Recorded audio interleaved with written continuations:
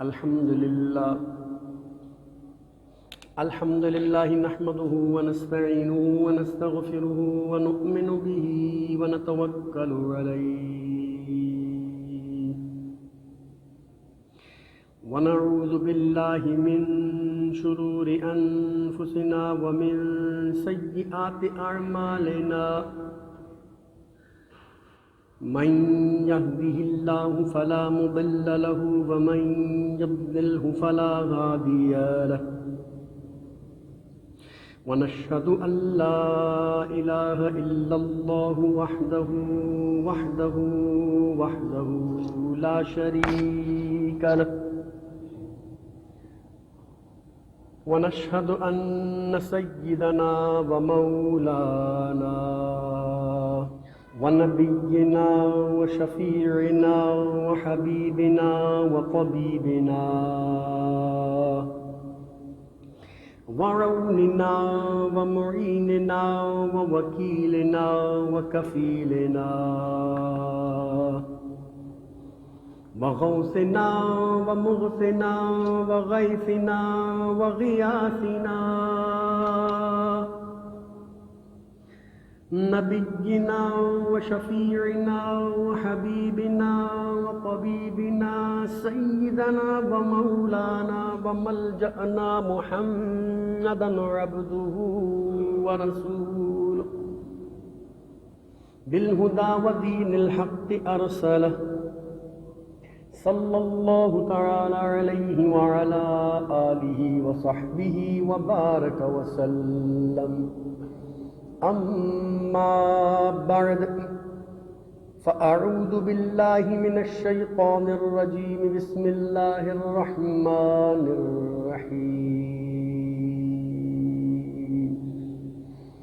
فقد قال الله تبارك وتعالى في القرآن المجيد والفرقان الحميد: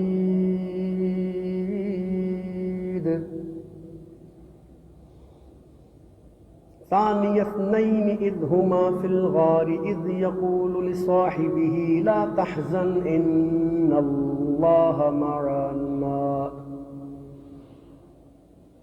فأنزل الله سكينته عليه وأيده بجنود لم تروها آمنت بالله صدق الله مولانا العظيم وصدق رسوله النبي الكريم ونحن على ذلك لمن الشاهدين والشاكرين والحمد لله رب العالمين.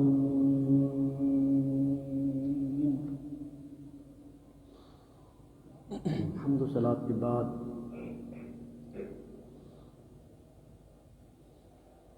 قرآن مجید فرقان حمید کے 10ویں پارے میں سے سورہ توبہ کی آیت نمبر 40 اور 10ویں پارے کے 12ویں رکوع کی یہ آیت میں نے آپ کے سامنے تلاوت کرنے کا شرف حاصل کیا ہے. اللہ تبارک و تعالی سے دعا ہے کہ وہ مجھے اس آیت مبارکہ کے حوالے سے حق کہنے، آپ کو سن کر سمجھنے، یاد رکھنے اور اس میں سے حاصل ہونے والی گفتگو کے ذریعے اپنے عقائد، اپنے معمولات، اپنے عملیات کی اصلاح کی توفیق رفیق مرحمت فرمائے. وما توفیقی الا باللہ العلی العظیم. گزشتہ جمعے ہم نے ماہ جمادی الثانی کے حوالے سے 17 جمادی الثانی پچھلے جمعے کی تاریخ تھی، تو حضرت سیدنا صدیق اکبر رضی اللہ تعالی عنہ کی دین متین کی خدمات کے حوالے سے کچھ گفتگو پیش کی تھی اور راہ حق کا ساتھی کے نام سے ہم نے ایک عنوان قائم کیا تھا. آج اس دوسری نشست میں ہم ہجرت کے موقع پر نبی پاک صاحب الاولاق سیاح افلاک صلی اللہ تعالیٰ علیہ وسلم کے ساتھ جو حضرت سیدنا صدیق اکبر رضی اللہ تعالیٰ عنہ نے غار میں جو وقت گزارا، اس حساب سے آج کی اس نشست کا موضوع ہم غار کا ساتھی کے نام سے قائم کریں گے. اور اسی حوالے سے میں نے آپ کے سامنے قرآن کریم کی آیت بھی سورہ توبہ کی 40ویں پیش کی ہے۔ تو چنانچہ آج 24 جمادی الثانی 1443 ہجری کے مطابق 28 جنوری 2022 اس سلسلے کی دوسری نشست کے ساتھ میں آپ کے سامنے حاضر ہوا ہوں۔ اللہ تبارک و تعالیٰ نے قرآن کریم کی جب یہ آیتیں نازل فرمائیں اس وقت تک یہ واقعہ ہو چکا تھا، اور صحابہ کرام علیہم رضوان کو بتانے کے لیے، لوگوں کو بتانے کے لیے یہ واقعہ اللہ تعالیٰ نے قرآن کریم میں اشارتاً بیان فرمایا۔ چنانچہ اللہ تعالیٰ فرماتا ہے اس آیت کے شروع میں إِلَّا تَنْصُرُوهُ فَقَدْ نَصَرَهُ اللَّهُ إِذْ أَخْرَجَهُ الَّذِينَ كَفَرُوا، کہ اگر تم مدد نہ کرو گے رسول کی تو اس کی مدد کی اللہ نے جس وقت اس کو نکالا کافروں نے، تو اس دوران جب وہ غار میں پہنچے کوئی دوسرا نہ تھا سوائے اس دوسرے کے، دوسرا کوئی اور تیسرا کوئی نہیں تھا، کہ آپ کے ساتھ وہ دوسرا تھا۔ جب وہ دونوں اذ ہما فی الغار ثانی اثنین اذ ہما فی الغار، جب وہ دوسرا تھا اس کے ساتھ جبکہ وہ دونوں غار میں تھے، اور وہ کہہ رہا تھا اپنے ساتھی سے یقول لصاحبہ لا تحزن، کہ اے میرے دوست، میرے ساتھی، تو ذرا بھی غم نہ کھا، پریشان نہ ہو، ان اللہ معنا، بے شک اللہ ہمارے ساتھ ہے۔ اللہ تبارک و تعالیٰ نے اس آیہ مبارکہ میں وہ غار جو ہجرت کی رات مکہ مکرمہ سے 2-3 کلومیٹر کے فاصلے پر موجود ہے، اس غار میں جب داخل ہوئے بچنے کے لیے 3 دن اس غار میں قیام پذیر رہے۔ کفار جب گھر میں نقصان نہ پہنچا سکے تو تلاش میں نکلے، مختلف جتھے، مختلف ٹولیاں تلاش میں نکلیں، تو آپ اونٹنی پر جا رہے تھے، اور اونٹنی کی رفتار گھوڑے کے مقابلے میں تھوڑی کم ہوتی ہے، اور پتھریلا علاقہ سارا، تو جب آپ سفر میں شروع ہوئے تو آپ نے جا کر ایک غار جس کو غار ثور کہا جاتا ہے اس کے اندر پناہ حاصل کی۔ تو ڈھونڈتے ڈھونڈتے ڈھونڈتے ان کے ساتھ کھوجی بھی تھے، سراغ رساں، تو وہ پیروں کے نشان، کھروں کے ذریعے جو ڈھونڈا جاتا ہے جانوروں کے پیروں کے نشانات کو دیکھتے ہوئے، یا جانور جہاں جہاں پیشاب کرتا ہے اس کو دیکھتے ہوئے راستہ بنا لیتے ہیں وہ لوگ کہ بھئی فلانا ادھر گیا ہوگا، فلانا ادھر گیا ہوگا۔ تو ڈھونڈتے ڈھونڈتے ڈھونڈتے اس غار تک آ گئے، جو وہ غار تھا جس غار میں نبی اکرم صلی اللہ علیہ وسلم اور حضرت ابوبکر صدیق رضی اللہ تعالیٰ عنہ تشریف فرما، پناہ حاصل کر۔ اچھا، اب وہ غار، اس کا جو دہانہ تھا، جو داخلی رستہ تھا، وہ اتنا تنگ تھا کہ لیٹ کر آدمی اندر داخل ہو سکتا تھا، کھڑے کھڑے یا بیٹھے بیٹھے نہیں جا سکتا تھا۔ آپ یوں سمجھ لیں زیادہ سے زیادہ 1.5 سے 2 فٹ اس کی جو ہے وہ جگہ تھی جس میں سے لیٹ کر ہی آدمی جا سکتا تھا، اس سے زیادہ بیٹھ کر نہیں جا سکتا تھا۔ اور جب بندہ چل کے اس کے پاس آتا، غار کے اس منہ کے پاس، تو وہ کھڑے ہونے والے کے ٹخنوں سے لے کر گھٹنوں کے درمیان یا اس سے اوپر تک تھوڑا اس کا نیچے، یعنی پیروں کے پاس وہ جگہ تھی۔ ایسا نہیں تھا کہ وہ اونچی جگہ تھی اور اندر داخلہ کرا، بلکہ نیچے کی طرف جگہ۔ کوئی بھی شخص آگے کھڑا ہوتا تو اندر والے کو باہر والے کے ٹخنے اور گھٹنے صاف نظر آتے تھے۔ تو اس میں اگر ذرا سا بھی جھک کر کوئی اس کو دیکھتا تو یہ دونوں حضرات نظر آ جاتے، یعنی ایسی کنڈیشن تھی۔ تو ڈھونڈتے ڈھونڈتے لازمی بات ہے، باتیں بھی کرتے لوگ، ادھر دیکھو ادھر دیکھو یہاں دیکھو ادھر دیکھو، یہاں تو نہیں گئے، یہاں تو نہیں ہے، یہاں تو نہیں ہے۔ تو جو کھوجی تھا، سراغ رساں تھا جو ان کے ساتھ، اس نے کہا بھائی دیکھو جو پیروں کے نشان ہیں وہ یہاں غار تک آ چکے ہیں، اس کے آگے نظر نہیں آ رہے، تو وہ غار میں ہو سکتے ہیں۔ تو جب یہ باتیں ہو رہی تھی تو حضرت سیدنا صدیق اکبر رضی اللہ تعالیٰ عنہ تھوڑا سا گھبرائے کہ یار یہ لوگ تو باتیں ہی غار کے حوالے سے کر رہے ہیں۔ تو انہوں نے نبی اکرم صلی اللہ تعالیٰ علیہ وسلم کی بارگاہ میں اپنی تشویش کا اظہار کیا، اپنی اس پریشانی کا اظہار کیا کہ اے اللہ کے رسول، میرے پیارے آقا صلی اللہ علیہ وسلم یہ غار کے حوالے سے ہی بات کر رہے ہیں، اور اگر انہوں نے نیچے جھانک کر غار کو دیکھ لیا اندر کی طرف، ہم تو صاف نظر آ جائیں، تو پھر مجھے اپنی پرواہ نہیں ہے، لیکن اے میرے محبوب صلی اللہ علیہ وسلم آپ کو نقصان نہ پہنچا دیں۔ تو اللہ کے پیارے حبیب صلی اللہ تعالی علیہ وسلم مسکرائے۔ اب یہاں پر مختلف روایتیں، مختلف لکھنے والوں نے مختلف انداز میں اس کو بیان کیا۔ قرآن کیا فرماتا ہے؟ قرآن کہتا ہے یقول لصاحبہ، کہ انہوں نے جو غار میں تھے انہوں نے اپنے دوست سے کہا لا تحزن، گھبرا مت، تیرا ان کے بارے اس کے بارے میں کیا خیال ہے، تیرا ان دو افراد کے بارے میں کیا خیال ہے، تیرا ان دو کے بارے میں کیا خیال ہے جن کا تیسرا اللہ ہے، یعنی ان کی حفاظت کرنے والا اللہ ہے۔ ہم دو ہیں نا، تو تیرا اس تیسرے کے بارے میں کیا خیال ہے؟ وہ ہمیں بے یار و مددگار چھوڑے گا؟ تو گھبرا مت، اللہ ہمارے ساتھ ہے۔ اب تک اس نے بچایا تو آگے بھی وہی بچائے۔ ابھی یہ وہ گفتگو ہو ہی رہی ہے، اور ادھر دیکھو ادھر دیکھو، اس کونے میں دیکھو، اس جگہ دیکھ لو، ذرا ادھر چڑھ کے دیکھو، وہیں کہیں اللہ تبارک و تعالیٰ نے کوئی مکڑی وغیرہ تھی اس کو حکم دیا، اس کے دل میں یہ بات ڈالی، وہ مکڑی آئی اور آ کے اس نے اس جو غار تھا اس کے منہ پر جو بھی تھوڑی سی جگہ تھی اس کے اوپر جالا تن دیا فوراً، اور کہیں سے ایک کبوتری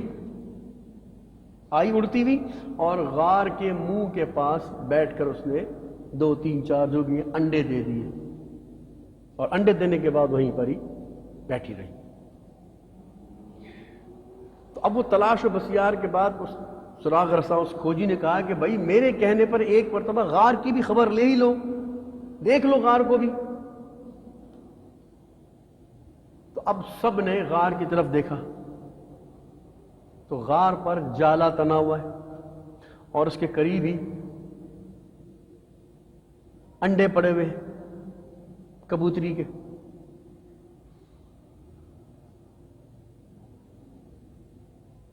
ان میں سے جو سیانے بنے پھرتے تھے انہوں نے کہا کہ بھائی تیرا دماغ خراب ہو گیا،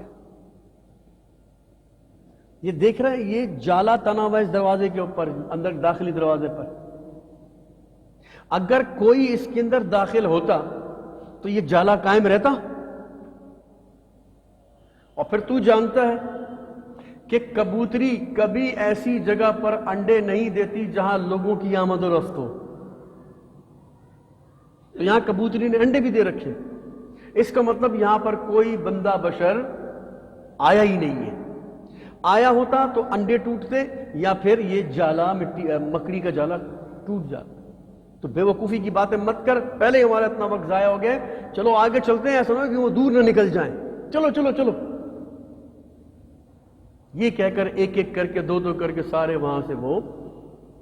اتر کے چلے گئے۔ تو یوں ان اللہ معنا، اللہ تبارک و تعالی نے اپنے محبوب صلی اللہ علیہ وسلم کی وساطت سے، اپنے محبوب کی بھی اور ان کے ساتھی سیدنا صدیق اکبر رضی اللہ تعالی کی بھی کفار سے حفاظت فرمائی۔ اب یہ غار میں آنے کا واقعہ بھی بڑا ایک عجیب و غریب ہے. حضرت سیدنا صدیق اکبر رضی اللہ تعالیٰ عنہ جب اس غار کے قریب پہنچے تو پیارے آقا صلی اللہ علیہ وسلم نے ارشاد فرمایا کہ دیکھو ہم لوگ ساری رات چلتے رہے،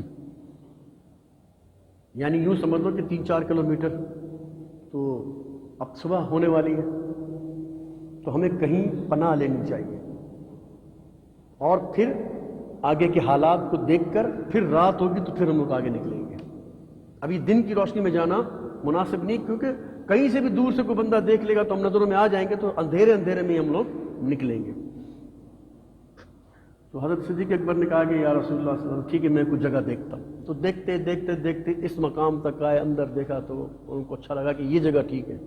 چھپی ہوئی ہے. چنانچہ آپ نے سرکار صلی اللہ علیہ وسلم سے فرمایا کہ یا رسول اللہ آپ باہر رکے، میں ذرا اندر جا کے دیکھتا ہوں. اندر تشریف لے گئے اور اندازے سے صفائی کرتے رہے، اور جیسے جیسے وہ صبح کی جو روشنی ہوتی ہے سحری کی پھیلتی چلے گئی تو تھوڑی بہت روشنی اندر آنے لگی تو آپ کو جگہ سوراخ نظر آئے. تو آپ نے کیا کیا، اپنا جو پگڑی امامہ جو تھا اس کو لیا، اس کے ٹکڑے پھاڑ کے ایک جو ہے وہ سوراخ میں دیتے رہے یہاں تک کہ آپ کا جو پٹکا تھا یا آپ کی جو پگڑی تھی یا جو بھی آپ کی چادر تھی وہ ساری ٹکڑے ہو کے ختم ہو گئی، لیکن ایک سوراخ جو ہے وہ باقی رہ گیا. تو آپ نے ایسا کیا کہ پھر ادھر سے ادھر کرنے کے بعد ایک وہ سوراخ جو نیچے کی طرف تھا اس کو خالی چھوڑ دیا اور سرکار صلی اللہ علیہ وسلم کو بلا لیا، یا رسول اللہ آپ تشریف لے آئیے. اب سرکار صلی اللہ علیہ وسلم جب تشریف لے آئے تو آپ پہلے بیٹھے، اور بیٹھنے کے بعد اپنی ایڑی اس سوراخ کے منہ پر رکھ کے اس کو بند کر دیا، اور پھر سرکار صلی اللہ علیہ وسلم فرمایا کہ آئیے یا رسول اللہ آپ آرام کیجئے، میرے گھٹنے پر میری گود میں سر رکھ لیں اور آرام فرمائیں، تھک گئے ہوں گے آپ. تو سرکار صلی اللہ علیہ وسلم تشریف لائے اور اپنا سر اقدس حضرت سیدنا صدیق اکبر رضی اللہ عنہ کی گود میں یا گھٹنے پہ رکھا اور آنکھیں بند کر کے آرام کرنے لگے. اب روایتیں بتاتی ہیں کہ وہ جو سوراخ تھے ان سوراخوں میں پیچھے کی طرف ایک سانپ تھا،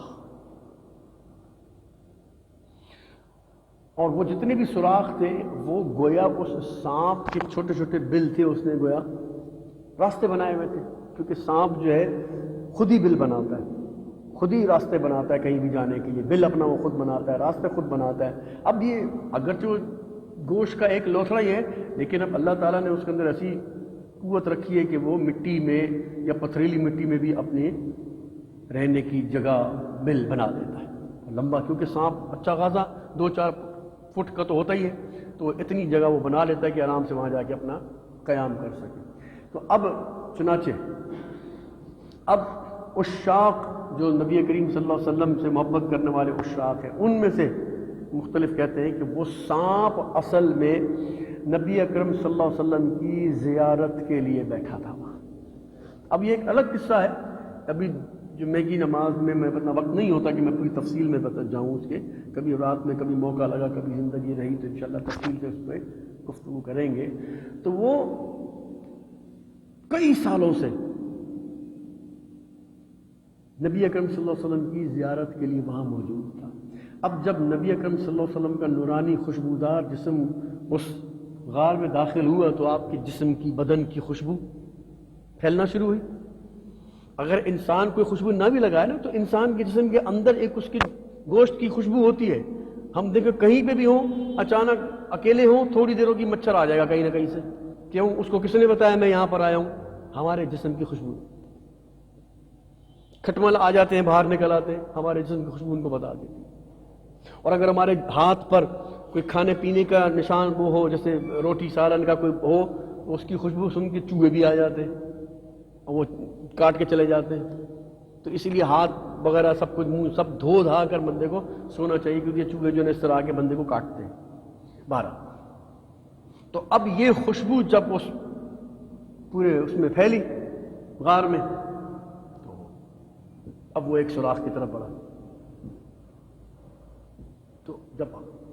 اس کے دہانے پر پہنچا تو آگے کپڑا ٹھوسا ہوا ہے بڑی سختی سے. وہاں سے نکل کے دوسرے سوراخ کی طرف چلا گیا، وہاں بھی کپڑا ٹھسا ہوا ہے، سخت ہے بالکل، تیسرا، چوتھا، پانچواں، اسی طرح جتنے اس نے سوراخ کر رکھے تھے ان تمام سوراخوں کے پاس جب وہ پہنچا تو آگے سے سختی کے ساتھ کپڑا ٹھسا ہوا ہے وہاں پر۔ اب وہ ڈھونڈتے ڈھونڈتے جب وہ نیچے والے سوراخ میں جب آیا تو وہاں جا کے جب اس نے اپنا سر مارا دیکھنے کے لیے تو اب یہ کپڑے کی سختی کے مقابلے میں تھوڑی نرمی نظر آئی، کیونکہ جسم کی جو نرمی ہے وہ اس کو ٹکرائی، تو اب اس نے اپنا سر مارا اس کو۔ اب جب سر مارا تو آپ دیکھیں ہم لوگ جو ہے وہ کتنے حساس ہوتے ہیں، اللہ تعالیٰ نے ہمارے احساسات جو ہیں، محسوسات کو بڑا زبردست پاورفل بنایا ہے۔ اب دیکھو ہمارے جسم پر ایک چھوٹی سی چونٹی جس کا کوئی وزن ہی نہیں ہے، کوئی وزن نہیں ہے، لیکن وہ ہمارے جسم پہ چلتی ہے تو ہمیں فوراً پتہ چل جاتا ہے کہ ہمارے جسم پہ چونٹی کہیں نہ کہیں چل رہی ہے۔ کوئی ایک آدھ بال اگر ہمارے جسم میں کہیں سویٹر میں یا بنیان میں کہیں پھنسا ہوا ہو تو وہ ہلکا ہلکا چپ چپ کے ہمیں اپنی موجودگی بتاتا رہتا ہے کہ میں ہوں، نکالو مجھے۔ تو اب جب پیر کی ایڑی سے ایک چیز آ کے ٹکرا رہی ہے تو حضرت سیدنا صدیق اکبر نے اور دباؤ دے دیا اور اس ایڑی کو مضبوط کر دیا کہ کوئی باہر چیز نکلنا ہے۔ اب اس نے 3 مرتبہ 4 مرتبہ روایتوں کے مطابق جب دھکا مارا، جب نہیں تو اس نے ڈنک مار دیا۔ اب جب ڈنک مارا تو اب وہ تو نبی صلی اللہ علیہ وسلم کے دیدار کے لیے عشق میں متوالا ہو رہا تھا، وہ بھی ایک طرح سے عاشق تھا نبی صلی اللہ علیہ وسلم کے دیدار کے لیے، اور جس کی ایڑی تھی وہ اس سے بڑا عاشق تھا۔ وہ کیسے کسی چیز کو اندر آنے دیتا؟ اس نے اور زور لگایا کہ اچھی طرح پیر جم جائے، ادھر سے اس نے دوسری مرتبہ ڈنک مارا، تیسری مرتبہ ڈنک مارا۔ اب جب ڈنک لگتا ہے تو لازمی بات ہے زہر جسم کے اندر پھیلتا ہے، اور جب انسان کے جسم کے اندر زہر پھیلتا ہے تو انسان کے جسم کی قوت کو متاثر کرتا ہے۔ تو اب جو گرفت تھی، جو پکڑ تھی، وہ ڈھیلی پڑنے لگی، اور جب زہر سرایت کر رہا تھا اور جو ڈنک لگ رہا تھا اس سے تکلیف بھی پہنچ رہی تھی، تو اس تکلیف سے جب بھی وہ ڈنک مارتا تو نبی حضرت سیدنا صدیق اکبر کے منہ سے ایسے سسکاری سے نکل جاتی تھی، جیسے ڈنک مارا تو ایسے، ڈنک مارا تو ایسے ہی ہے نا، سسکاری نکل جاتی تھی۔ تو اب وہ برداشت کرتے رہے یہاں تک کہ درد برداشت سے باہر ہو گیا، لیکن منہ سے آواز نہیں نکالی، لیکن آنکھیں بول پڑی، کیونکہ جب انسان بہت زیادہ شدت کے ساتھ تکلیف میں آتا ہے تو آنکھ سے آنسو نکل آتے ہیں۔ یہ بھی انسان کے اندر ایک اللہ نے نظام رکھا، تو آپ کی آنکھوں سے آنسو نکل آئے جو کہ آپ کے قابو میں نہیں تھے، تو آنسو جب نکلے تو وہ نکل کے سیدھا نبی صلی اللہ علیہ وسلم کے چہرہ اقدس پہ جا کے گر گئے۔ اب جب گرے تو نبی صلی اللہ علیہ وسلم نے آنکھیں کھول دی فوراً، اور دیکھا کہ اب اس وقت تک دن کافی نکل چکا تھا، روشنی کافی پھیل گئی۔ پوچھا اے ابو بکر کیا ہوا، تمہیں کس نے رلایا؟ اچھا، اب اس تکلیف کے دوران جو گرفت ڈھیلی پڑ گئی تھی تو پیر زمین پہ آ گیا، سوراخ کھل گیا اور وہ سانپ باہر نکل آیا۔ اب سانپ باہر نکل کر بجائے اس کے کہ اب وہ کوئی ڈسنے ڈنک مارنے کی کوئی کاروائی کرے، وہ سانپ ان دونوں حضرات کا طواف کرنے لگا، چکر مارنے لگا، چکر مارنے لگا، طواف کرنے لگا، اور طواف کر کے پھر نبی اکرم صلی اللہ علیہ وسلم کے سامنے آ کے پن پھیلا کے ایسے، جو اس کا ایک طریقہ ہوتا ہے، آگے کھڑا۔ نبی صلی اللہ علیہ وسلم نے پوچھا کیا ہوا، تم کیوں رو رہے؟ عرض کی یا رسول اللہ یہ سانپ جو پھر رہے اس نے مجھے کاٹ دیا، تکلیف ہو رہی۔ تو سرکار صلی اللہ علیہ وسلم نے فوراً اس کے سیدنا صدیق اکبر رضی اللہ عنہ کے پیر کو اپنے ہاتھ میں لیا اور اپنے منہ سے لعاب دہن، جس کو ہم اپنی زبان میں تھوک بولتے ہیں، لعاب دہن لیا اور اس کٹے ہوئے مقام پر مل دیا۔ بس ادھر وہ ملنا تھا زہر کا سارے کا سارا اثر اسی وقت جو سرایت کر کے جسم میں پہنچ گیا تھا، وہ تھوک گویا اس سے تیزی میں آگے پہنچ کے جہاں اس زہر نے اندر جو جسم کے فنکشنوں کو خراب کیا تھا، تکلیف پہنچائی تھی، یا زہر چونکہ اندر جب جاتا ہے تو جسم کے سارے فنکشنز کو خراب کرتا چلا جاتا ہے، تباہ کرتا چلا جاتا ہے، سیلز کو پھاڑتا چلا جاتا ہے۔ جس طرح انسان کو جب کرنٹ لگتا ہے تو اس کے جو سیلز ہوتے ہیں، وائٹ سیل ہوتے ہیں، وہ جل جاتے ہیں، اسی طرح جب سانپ کسی کو کاٹتا ہے تو جب وہ زہر جاتا ہے تو وہ انسان کے ان سیلز کو، خون کے اندر جو سیل ہوتے ہیں اس کو جلاتا ہوا جا رہا ہوتا ہے۔ اب خون کی جتنی تیز روانی ہوگی اتنا تیزی سے وہ زہر جسم کے اندر پھیلے گا، اور بندہ کوئی 5 منٹ بعد، کوئی 10 منٹ بعد، کوئی آدھے گھنٹے بعد، کوئی گھنٹے بعد، جیسے سانپ کا زہر ہوگا اسی حساب سے وہ بندے پر موت طاری ہو جاتی ہے اس عرصے میں۔ لیکن اس زہر کا پیچھا کون کر رہا تھا؟ نبی اکرم صلی اللہ علیہ وسلم کی شفا والا لعاب دہن، کراماتی معجزاتی لعاب دہن۔ چنانچہ وہ جہاں جہاں اس نے تقریر کی تھی میرے آقا صلی اللہ علیہ وسلم کے اس لعاب دہن نے، وہاں جا جا کر اس کی تعمیر کی اور شفا دے کر اس درد کو، اس تکلیف کو بالکل ہی ختم کر دیا۔ اور پھر اب جو وہ شاک ہے جنہوں نے یہ واقعہ اس طور پہ نقل کیا ہے، انہوں نے کہا کہ نبی اکرم صلی اللہ علیہ وسلم نے پھر اس سانپ سے پوچھا تم نے ایسا کیوں کیا، میرے دوست کو، میرے ساتھی کو کیوں کاٹا؟ تو پھر اس نے اپنی پوری کہانی بتائی اللہ کے رسول صلی اللہ علیہ وسلم۔ کیوں؟ انبیاء جو ہوتے ہیں، یہ یاد رکھیے، اگر آپ قرآن پاک کا مطالعہ کرتے ہیں، انبیاء علیہ السلام وہ اللہ تعالیٰ کی منتخب کردہ شخصیات ہوتی ہیں کہ اللہ تعالیٰ پوری کائنات میں جتنی بھی بولیاں کوئی بھی بولتا ہو، نبی کو ساری سمجھ آتی ہے۔ نبی کو پتہ ہے وہ کیا بولتا ہے۔ دیکھو نا، بس ایک چھوٹی سی مثال دیتا ہوں، باقی مثالیں تو سینکڑوں کتابوں کے اندر موجود ہیں۔ کوئی بھی جانور ہے منہ سے آواز تو نکالتا ہے نا، کسی بھی طرح کی آواز نکالتا ہو، ٹھیک ہے، لیکن پتھر تو کوئی آواز نہیں نکالتا، درخت تو کوئی آواز نہیں نکالتا۔ تو اللہ کے حبیب صلی اللہ علیہ وسلم فرماتے ہیں اپنے صحابہ کے ساتھ کہ ایک جگہ سے گزرے احد پہاڑ کی وادی کے اندر، تو ایک پتھر دیکھا بہت سا، تو صحابہ کرام نے سنا آواز آئی السلام علیکہ ایھا النبی،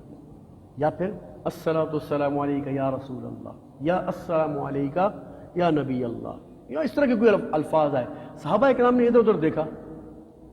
کہ یار یہ کون عاشق ہے اور کہاں سے چھپ کے اللہ کے رسول کو سلام کر رہا ہے، کوئی جن ہے، کون ہے؟ نبی صلی اللہ علیہ وسلم کی طرف متوجہ ہے، آپ نے جواب دیا تو فرمایا ادھر ادھر مت دیکھو، یہ سلام، یہ سامنے جو پتھر ہے یہ مجھے کر رہا ہے، اور جب سے میں نے نبوت کا اعلان کیا ہے اس سے پہلے سے یہ مجھے سلام کرتا ہوا آ رہا ہے، اور میں اس کا جواب دوں۔ تو اب پتھر کی کون سی زبان ہوگی میرے بھائی؟ وہ کس زبان میں بولتا ہوگا؟ جب پتھر پہ کوئی چوٹ لگتی ہے تو ٹھک ٹھکا کی آواز ہی آتی ہے، اس سے زیادہ تو کچھ بھی نہیں آتا۔ جب وہ گر پڑتا ہے تو جو اس کی اپنی مخصوص، ہر پتھر کی اپنی اپنی آوازیں ہوتی ہیں، اینٹ گرے تو اس کی آواز الگ ہے، مٹکے والی گرے تو اس کی آواز الگ ہے، ہر طرح کے پتھر کی آواز الگ ہے۔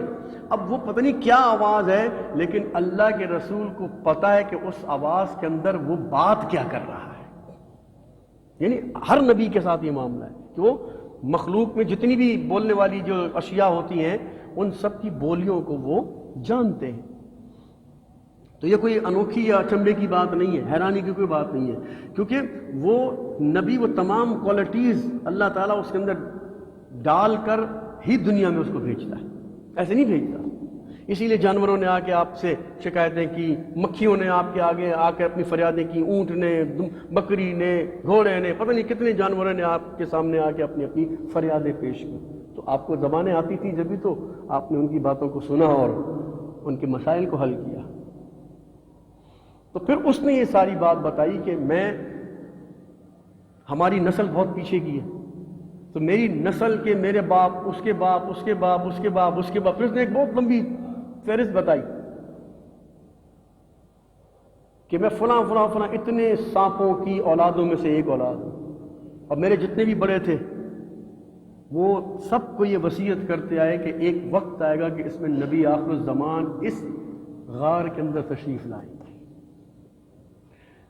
تو جو بھی ہماری نسل میں سے ان کی زیارت کرے تو وہ اپنا سلام تو کرے ہی کرے،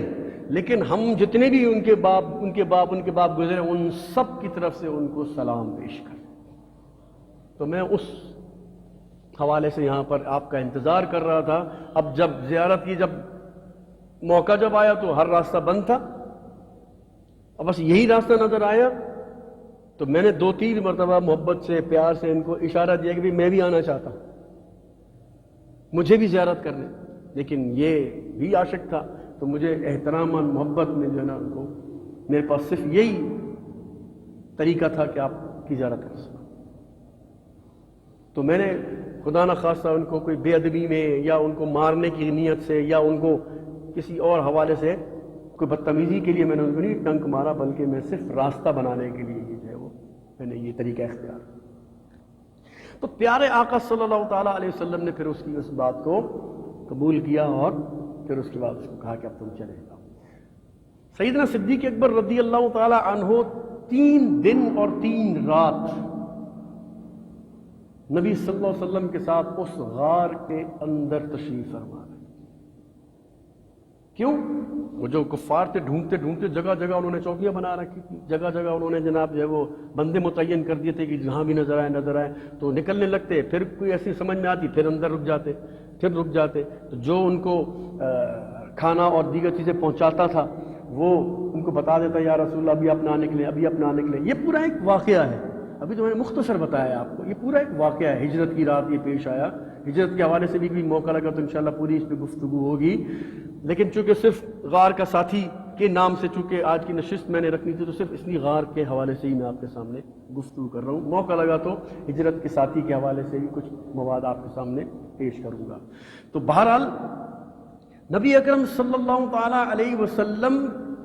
کے ساتھ 3 دن اور 3 راتیں سیدنا صدیق اکبر اکیلے رہے. تو اب آپ اس سے اندازہ لگائیے کہ نبی اکرم صلی اللہ علیہ وسلم نے کتنے فیوز و برکات سے آپ کو نوازا, کیا کچھ ان کو نہیں دیا ہوگا. کیوں؟ نبی اکرم صلی اللہ تعالی وسلم کا منصب ہی یہ تھا کہ وہ لوگوں کو تربیت دینے اور سکھانے کے لیے آئے تھے. جس کا کام سکھانا ہوتا ہے, جس کا کام تربیت کرنا ہوتا ہے, جس کا کام لوگوں کے درجے بلند کروانا ہوتا ہے, ان کے نفس کا تزکیہ کرنا ہوتا ہے, اس کو ولایت کے مرتبوں پر پہنچانا ہوتا ہے, تو وہ تربیت کا کوئی بھی وقت ضائع نہیں ہونے دیتا ہمیشہ. تو جب 3 راتیں اور 3 دن جب تنہائی ہے, کوئی مسئلہ نہیں ہے, تو پیارے آقا صلی اللہ علیہ وسلم نے کتنا فیض نبوت کا, کتنا نور انہیں عطا کیا ہوگا کہ جس سے سرکار صلی اللہ علیہ وسلم کے فیض کو حاصل کر کے آخر وہ مرتبہ بھی ان کو ملا نا کہ افضل البشر بعد الانبیاء. تمام انسانوں میں انبیاء علیہ السلام کے بعد اگر کوئی انسان مسلمان افضل ہے تو وہ حضرت سیدنا صدیق اکبر رضی اللہ تعالیٰ کی ذات ہے. کوئی بڑے سے بڑا ولی, بڑے سے بڑا غوث, بڑے سے بڑا قطب, بڑے سے بڑا ابدال, مردے زندہ کر دینے والے اولیاء بھی بڑے مقام پر ہوتے ہیں, وہ بھی حضرت سیدنا صدیق اکبر رضی اللہ عنہ کے مقام و مرتبے کو نہیں پہنچ سکتے, بالکل نہیں پہنچ سکتے. اسی لیے حضرت سیدنا عمر فاروق رضی اللہ تعالی عنہ اکثر کہا کرتے تھے کہ کاش مجھے حضرت سیدنا صدیق اکبر رضی اللہ تعالیٰ عنہ والی 2 فضیلتیں مجھے مل جاتی تو میں اپنے آپ کو دنیا کا کامیاب ترین آدمی سمجھتا, اور اس کے بدلے میں اگر مجھے اپنی پوری زندگی کی ساری نیکیاں بھی دینی پڑ جائیں تو میں وہ 2 نیکیاں حاصل کرنے کے لیے اپنی ساری نیکیاں دے دوں. تو پھر وہ خود ہی بتاتے کہ ایک ان کی نیکی رات والی ہے اور ایک نیکی دن والی. رات والی نیکی وہ ہے کہ جب وہ نبی اکرم صلی اللہ علیہ وسلم کے ساتھ ہجرت فرما رہے تھے اور غار کے اندر اور سفر کے دوران ہر جگہ انہوں نے پیارے آقا صلی اللہ علیہ وسلم کی حفاظت فرمائی. وہ نیکی اگر مجھے مل جاتی تو میں اپنی ساری نیکیاں ان کو دے دیتا, وہ مجھے مل جاتی. پھر فرماتے ہیں دوسری کہ جب نبی اکرم صلی اللہ تعالی علیہ وسلم کی ظاہری وفات ہوئی، وہ دن بڑا سخت دن تھا، بہت سخت دن تھا کہ صحابہ کرام اس جوش میں اور اس پریشانی میں پتہ نہیں کیا کیا ان کے منہ سے نکلنے لگا۔ حضرت سیدنا عمر فاروق تو تلوار نکال کے کھڑے ہو گئے کہ جس نے کہا کہ نبی صلی اللہ علیہ وسلم فوت ہو گئے ہیں، میں اس کی گردن اتار دوں گا، اس کو جان سے مار دوں گا۔ تو آپ نے سب کو سمجھایا کہ کچھ بھی ہے، اللہ کے رسول انسان تھے، اللہ کے بندے تھے، اور بندوں کو موت آنی، وہ دنیا سے جائیں گے تو وہ اپنے رب کے پاس چلیں گے، تو کوئی پریشانی کی ضرورت نہیں ہے، ہر انسان کے ساتھ یہ معاملات ہے۔ پھر اس کے بعد فرماتے ہیں کہ اسی دن جب یہ خبر مختلف قبیلوں میں پہنچی تو مختلف قبیلوں کے سرداروں نے زکوٰۃ دینے سے انکار کر دیا کہ ہم زکوٰۃ نبی صلی اللہ علیہ وسلم کو دیا کرتے تھے، اب جب نبی ظاہراً نہیں رہے تو ہم کسی اور کو زکوٰۃ نہیں دیں گے، ہم نمازیں پڑھیں گے، ہم روزے رکھیں گے، ہم جہاد بھی کریں گے، لیکن ہم زکوٰۃ نہیں دیں گے۔ تو حضرت سیدنا صدیق اکبر رضی اللہ تعالیٰ نے فرمایا کہ نہیں، میں تو زکوٰۃ کسی طور پہ بھی نہیں چھوڑوں گا۔ اگر کوئی شخص نبی صلی اللہ علیہ وسلم کو اونٹ کی ایک رسی بھی زکوٰۃ میں دیتا تھا تو میں اس سے رسی بھی وصول کروں گا، اور جو نہیں دے گا میں اس کے ساتھ لڑائی کروں گا، جھگڑا کروں گا، جہاد کروں گا، جنگ کروں گا، میں چھوڑوں گا نہیں اس کو۔ کیوں؟ اس لیے کہ آج اگر کوئی شخص زکوٰۃ دینے کا منکر ہو سکتا ہے، آگے چل کے کوئی بولے گا جی کہ میں تو زکوٰۃ دیتا ہوں، روزے نہیں رکھوں گا، پھر آگے کوئی بولے جی میں زکوٰۃ بھی دیتا ہوں، روزے بھی رکھتا ہوں، جہاد نہیں کروں گا، پھر آگے کوئی اور فتنہ کھڑا ہو جائے، وہ کہ جی ہم 2 نمازیں نہیں پڑھیں گے، ہم 3 پڑھیں گے، ہم جی فلانی نماز نہیں پڑھیں گے، ہم فلانا کریں گے۔ یعنی اس طرح تو ہر کوئی اپنے لیے رعایتیں نکالنا شروع کر دے گا، تو دین کا تو یہ کیا حال بنا دیں گے۔ تو ابھی سے ہی اس کو روکنا ضروری ہے۔ چنانچہ صحابہ کرام سمجھاتے رہے کہ مان جائیے، حالات ٹھیک نہیں ہیں، یوں ہے آپ نے بولا کچھ بھی ہو جائے میں ان کو نہیں چھوڑوں گا۔ اور چنانچہ آپ نے بڑے سخت فیصلے لیے اور ان سب کے ساتھ جہاد کیا، قتال کیا، لڑائی کی، اور ان سب فتنوں کو کچل ڈالا۔ جبھی آج اسلام ایک بہترین شکل میں ہمارے ساتھ ہمارے پاس موجود۔ سب سے پہلے حضرت سیدنا صدیق اکبر رضی اللہ عنہ تھے جنہوں نے اسلام کو سہارا دیا۔ اللہ تبارک و تعالیٰ حضرت سیدنا صدیق اکبر رضی اللہ تعالیٰ کی شخصیت کو سمجھنے کی توفیق عطا فرمائے۔ آمین ثم آمین بجاہ النبی الامین وما علینا الا البلاغ۔